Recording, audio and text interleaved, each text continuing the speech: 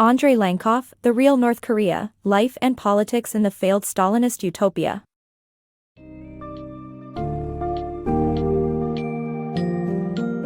Dive into a revealing exploration of the enigmatic North Korea in this summary of Andrei Lankov's The Real North Korea, Life and Politics in the Failed Stalinist Utopia.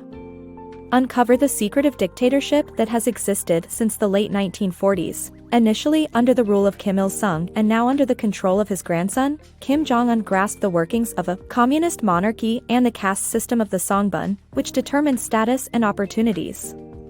Witness how the regime's ultimate goal is self-preservation, and learn how North Korea's collapse may be closer than you think.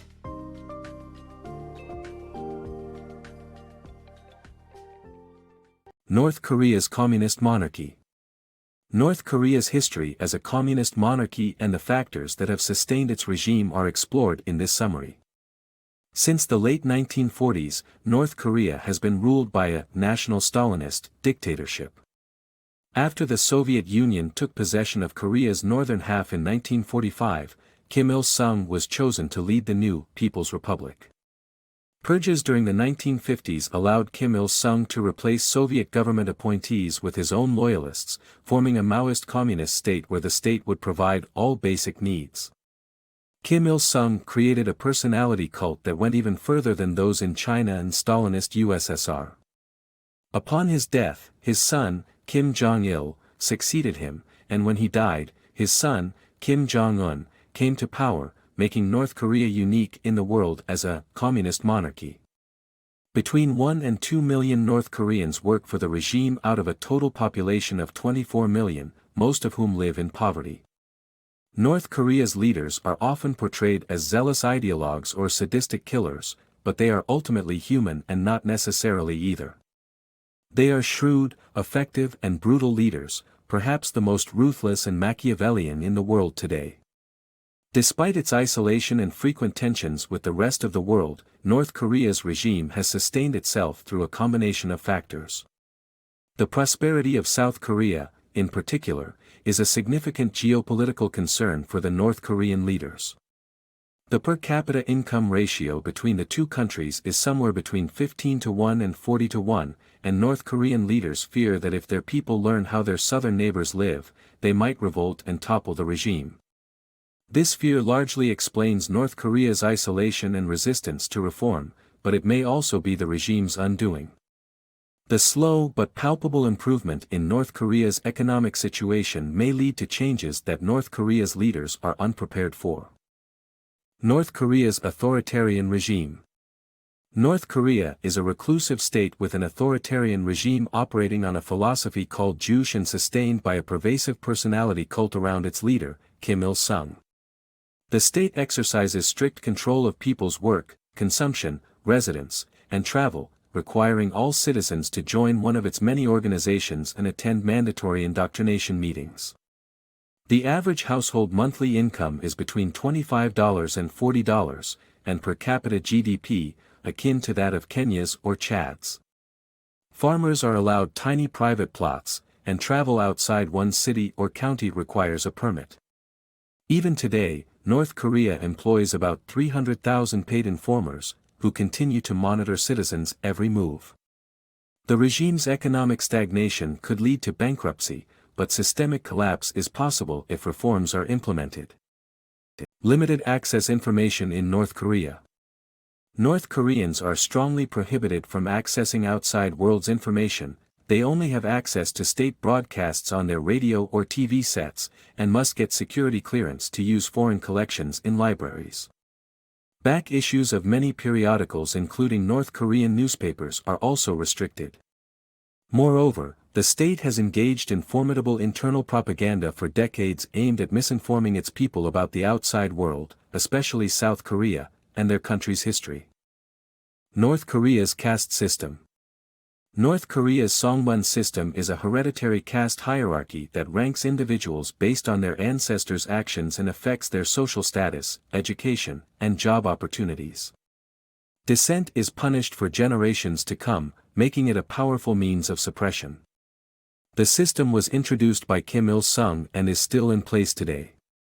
Political criminals simply disappear, and as of 2012, 100,000 inmates were held in political prison camps. In the 1990s, events caused crises that led to a loosening of controls, resulting in corruption and a thriving private market. Although aspects of political control still exist, they lack strict enforcement, and it's possible to skip indoctrination meetings by paying a bribe.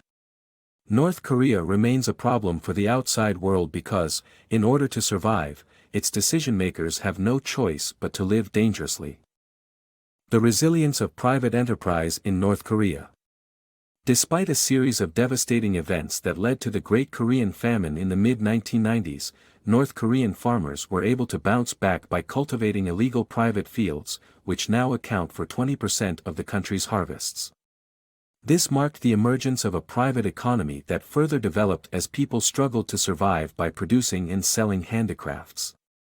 Women became the mainstay of this private commerce, given the patriarchal society's limited options for men.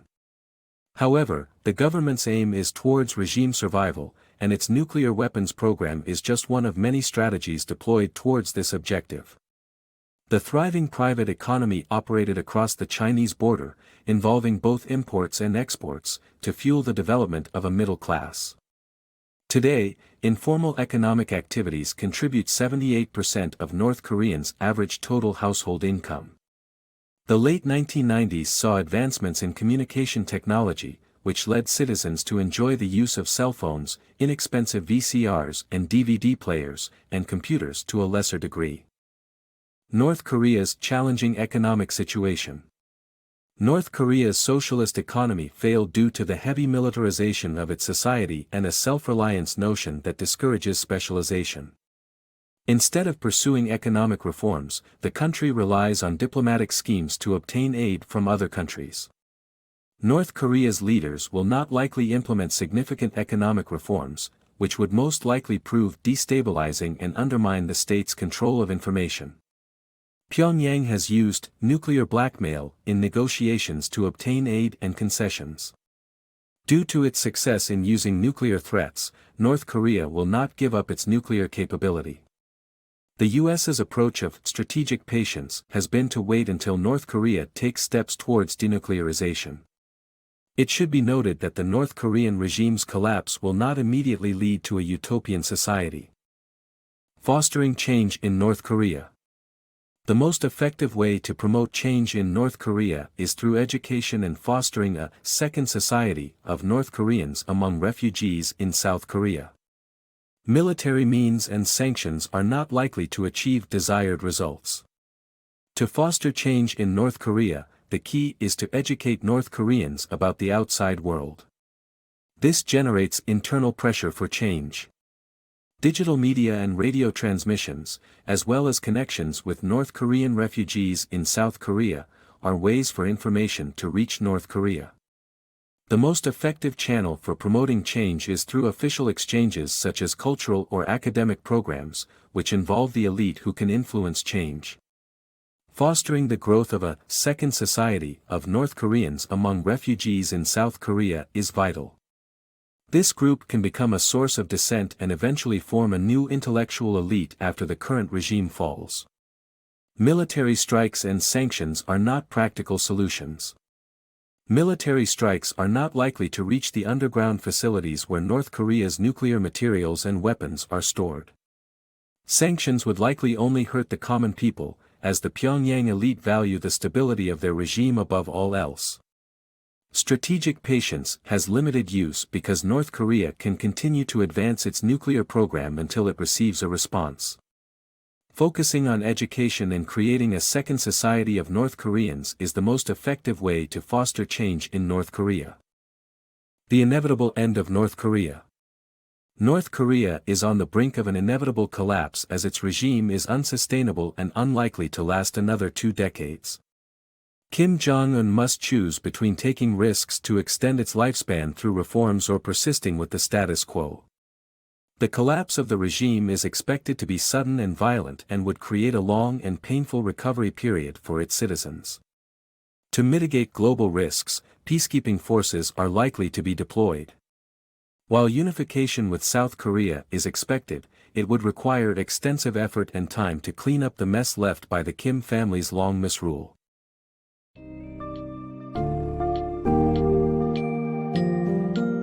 In The Real North Korea, Andrei Lankov shares an insightful view of the country's complex politics, economic struggles, and the everyday life of its citizens. As the North Korean regime focuses on its survival and avoids reform, the crumbling Stalinist state socialist economy only weakens further. Education and information are vital ingredients for change, while military interventions and sanctions offer limited effectiveness. The collapse of the regime might be inevitable, but it could also mark the beginning of a long and challenging recovery process for North Korea and its people. Ultimately, it will take generations to rectify the damage inflicted by the Kim family regime.